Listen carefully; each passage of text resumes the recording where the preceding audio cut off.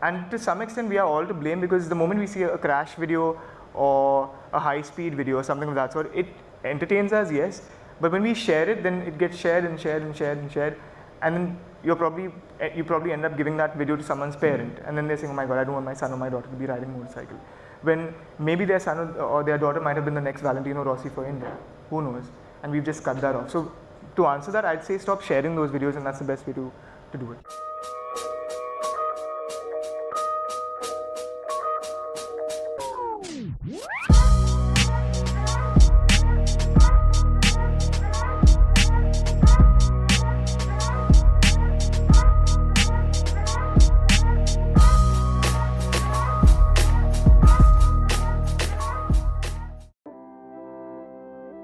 We can learn a lot from motorcycles.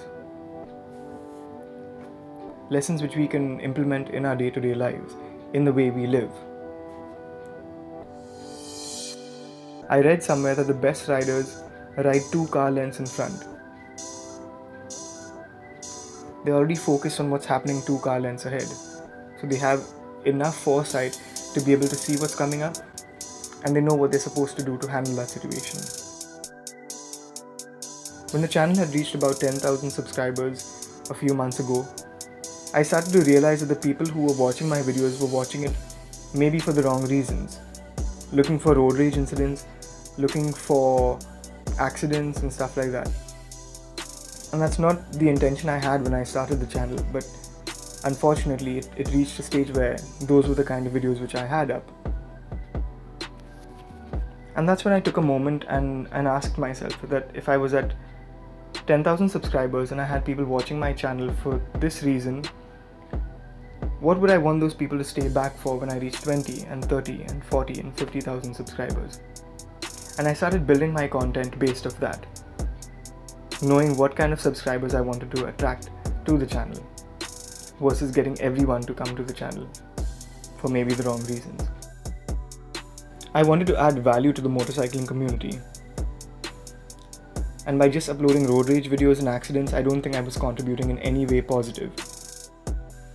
And that's where I started to share videos about following the traffic rules and wearing the right kind of gear, talking about riding etiquette, to influence people in the right way so that our roads would be safer in the future. And I think to some extent I've managed to achieve that. With the number of messages I get from fellow bikers nowadays saying that they've bought riding gear, saying that they travel a lot more, saying that they follow the traffic rules, I think the channel is heading in the right direction. And I go to sleep every night with a smile on my face because of that.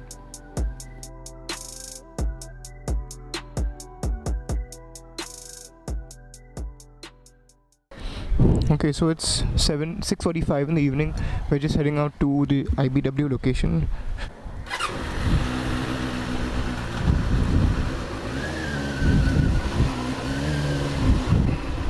Okay, where do I go? Here, straight, no?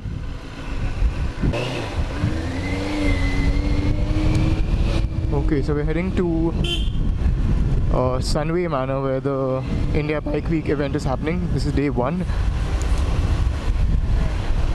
And I hope I'm not too late. It started at 6:30.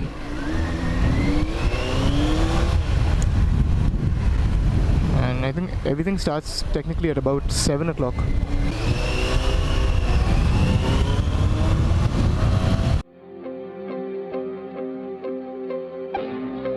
When we reached the venue at Sunway Manor and entered the parking lot, I started to realize how many bikers were actually at this event.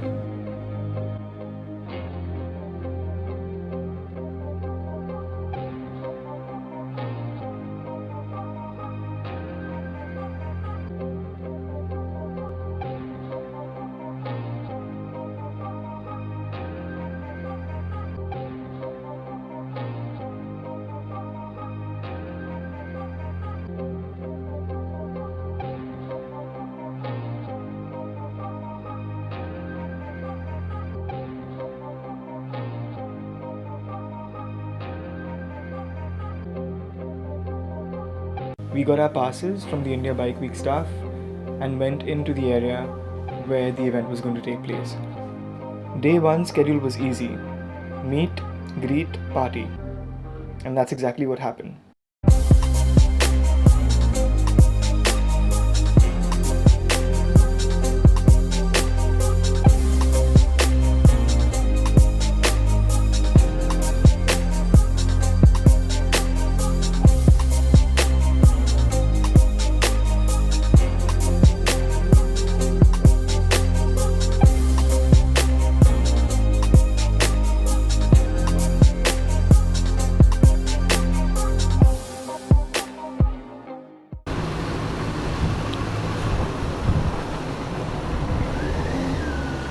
Okay, so we're done attending the first day of India Bike Week at Pondicherry.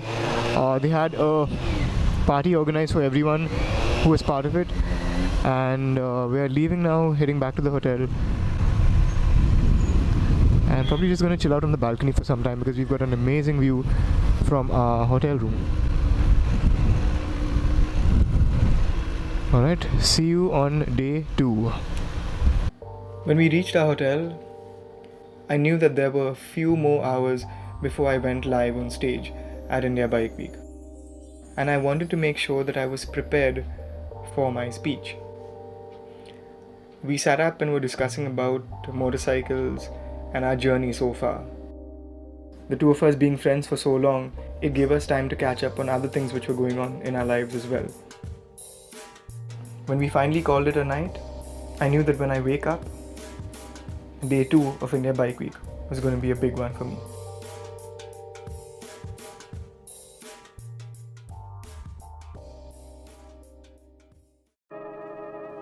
The next day, we woke up early. I wanted to get to the event and make sure that everything was in place for my speech at India Bike Week. We did again manage to get lost using Google Maps, but the locals, being as friendly as they were in the south, were always ready to lend a helping hand and always made sure that we were guided in the right direction to reach to the event. When we reached the event, there were more bikes than I saw the previous night, and I started to get a little nervous.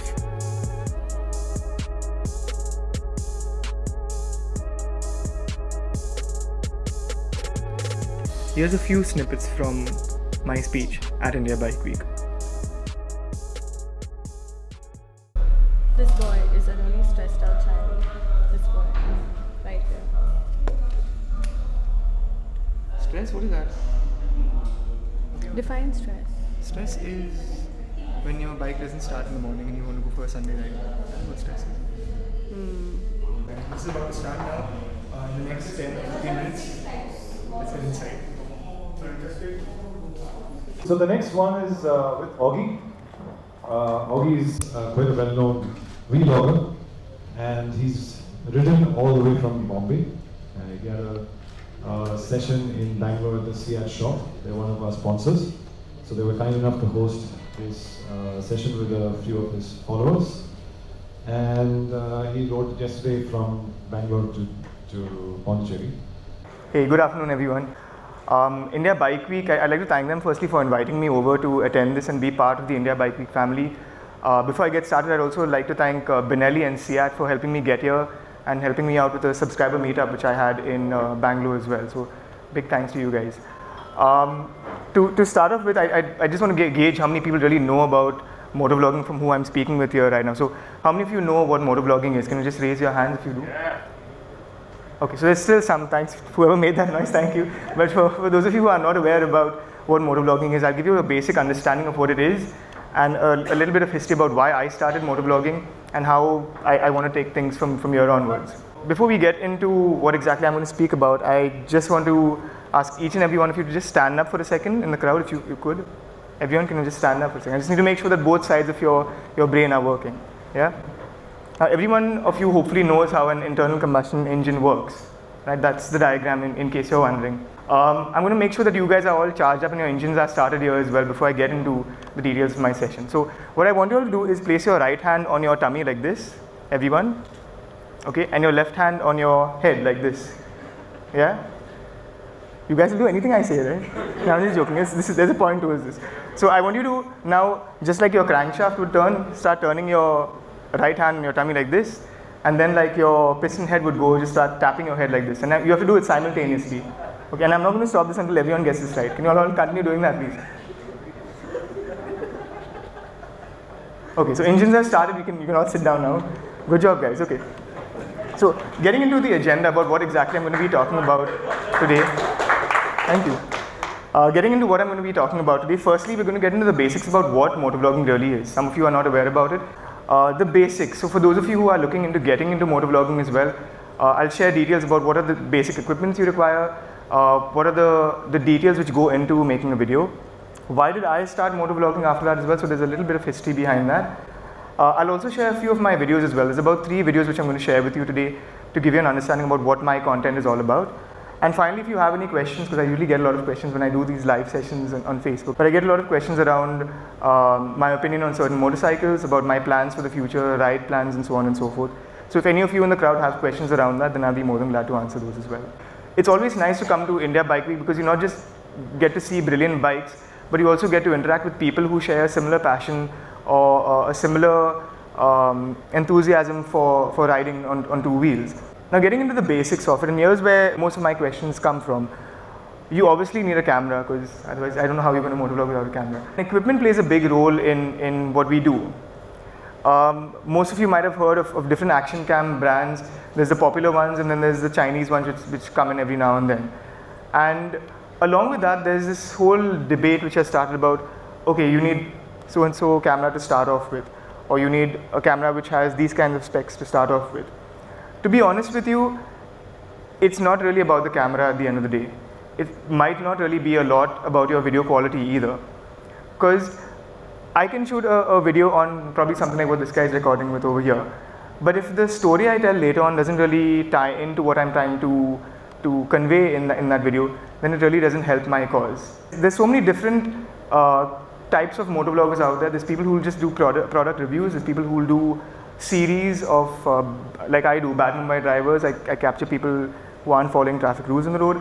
And then there's people who are into traveling and travel vlogs as well, which are combined with motovlogging at the same time. And that's where our whole motovlogging scene is heading towards right now. It's more of traveling. A clear example of what I mean by taking a simple video and adding a bit of humor or adding your bits and pieces to personalize it and make it a bit more interesting. When we were riding back, we saw an accident take place. There was an individual who was riding his motorcycle without a helmet. He had a helmet, but he had it on his arm, just like most people do as an accessory in Mumbai. And he suddenly went off road. He swerved off. I don't know what happened that he went off, and we saw this like pile of mud just flying around. And then we saw him lying at the side. We stopped and helped him out, of course. But I could have normally just taken that video and made it a very serious video and said, oh, okay, next time just make sure that you guys wear your helmet. But I decided to add a bit of humor into it because of the kind of conversation I had with this guy. Me and my friends, that is. And you'll see that unfold in the next video which we're going to play for you. So if you can just start the second one, thank you.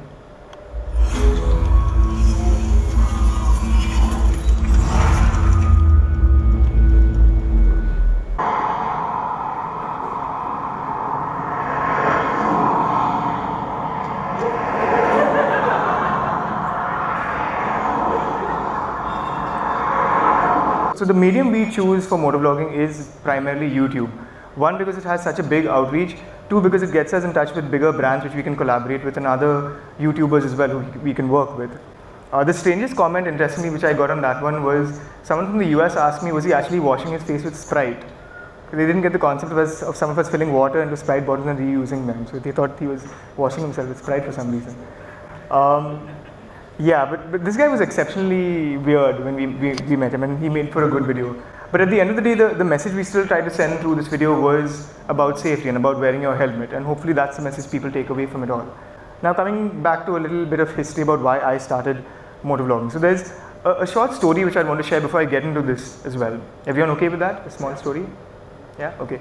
There was a store which was really tiny, and in that store was a man who used to work day in and day out to make some of the best shoes out there, right? He used to try and make shoes for different purposes, formal shoes, sports shoes, football shoes, so on and so forth.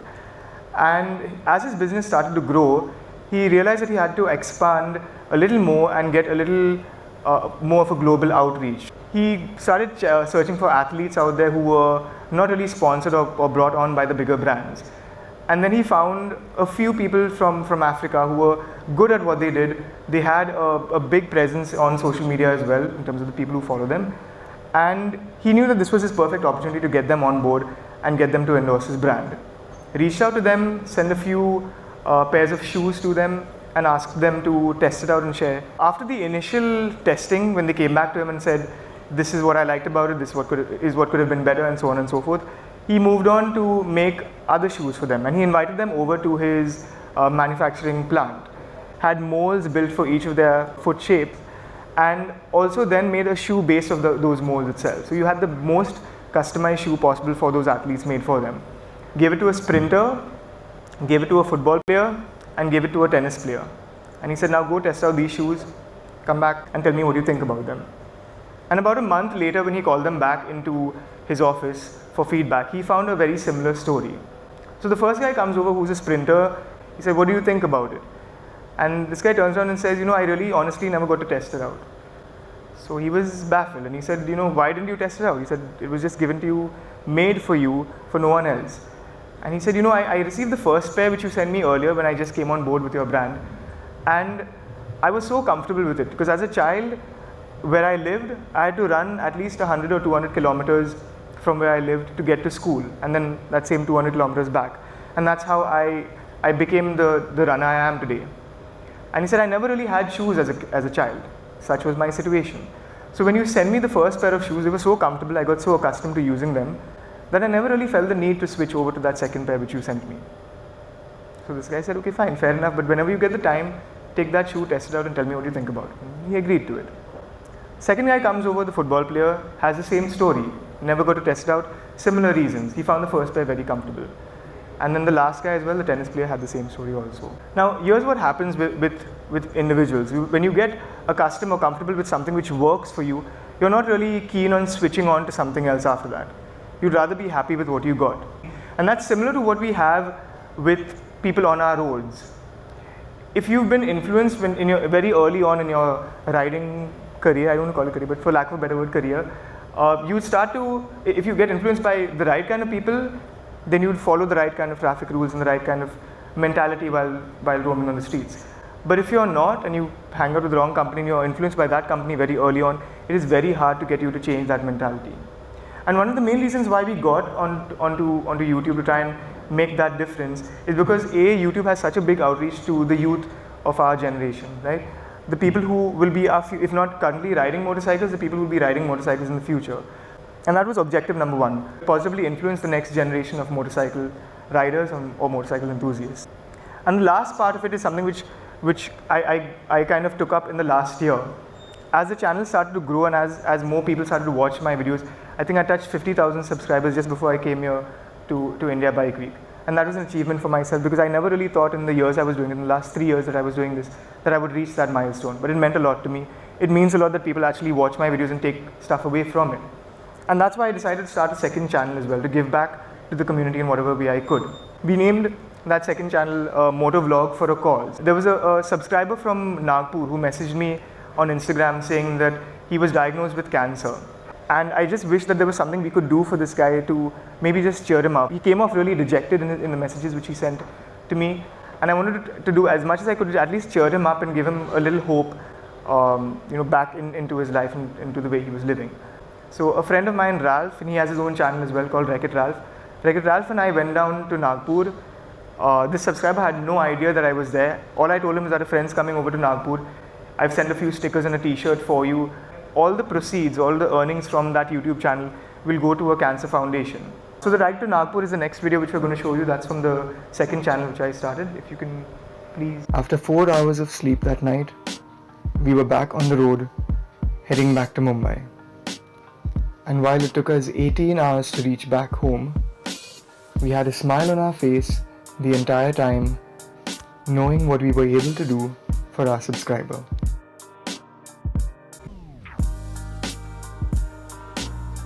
Touring, just like life, is a journey and not a destination. Take a moment to stop, have a look around, enjoy your surroundings, and realize how lucky you are to be part of it. Thank you for being part of our journey. Goodbye and Godspeed.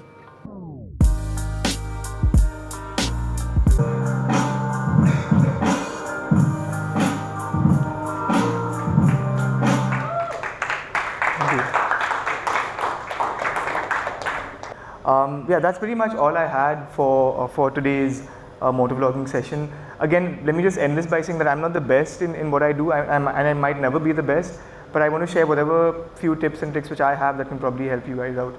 Every day is a learning experience for us. In fact, today itself when I was coming here, I realized that there was a different camera angle I could have used on the Menon that was given to me, and that helped change my video as well. So you're never the best at what you do. You always have something or the other which you can improve on, and the more people you interact with who think similarly, the better your content's going to be eventually.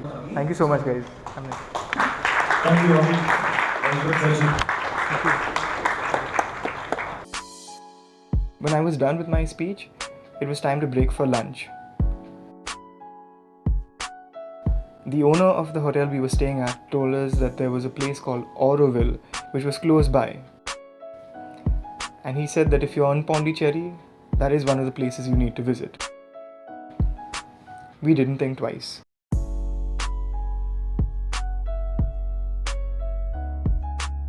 When we reached there, we parked the bike and had lunch at one of the local restaurants. The food was amazing, the atmosphere was even better, and we took our own sweet time to get out of there. The next big thing you're witnessing history in the making.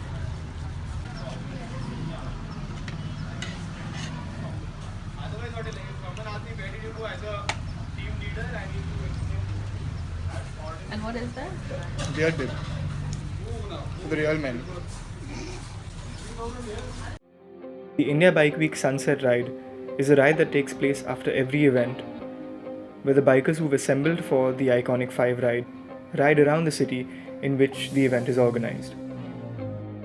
We were told that this would take place at 5:30, and we made sure that we were back at Sunway Manor to attend the ride. Amongst the crowd was Tintin Menon, a motovlogger from Chennai who I follow and who I've become friends with over the months. It was really nice to see him amongst the crowd during the motovlogging session, and it was even better to be able to ride with him during the sunset ride. Here's some of the glimpses of the sunset ride. Enjoy the motorcycles and enjoy the view.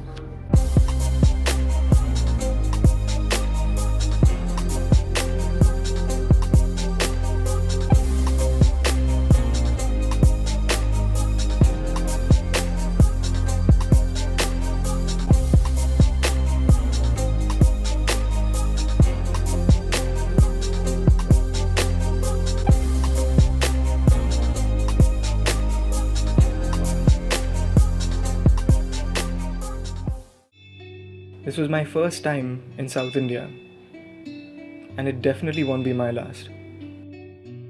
I was fortunate enough to be given the opportunity to interact with so many wonderful individuals at the India Bike Week event. I also was fortunate enough to visit a place as beautiful as Pondicherry.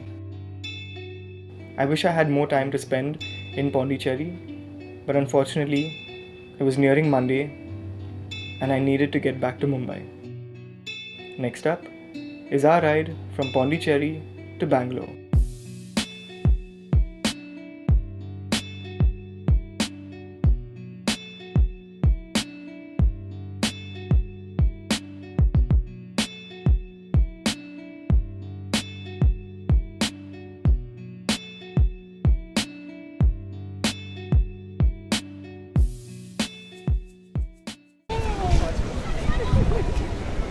I would shorts for when they have legs.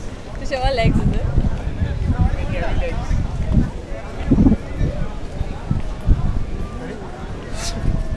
Pervert videos you will click on. I have to review my footage now to see what you click.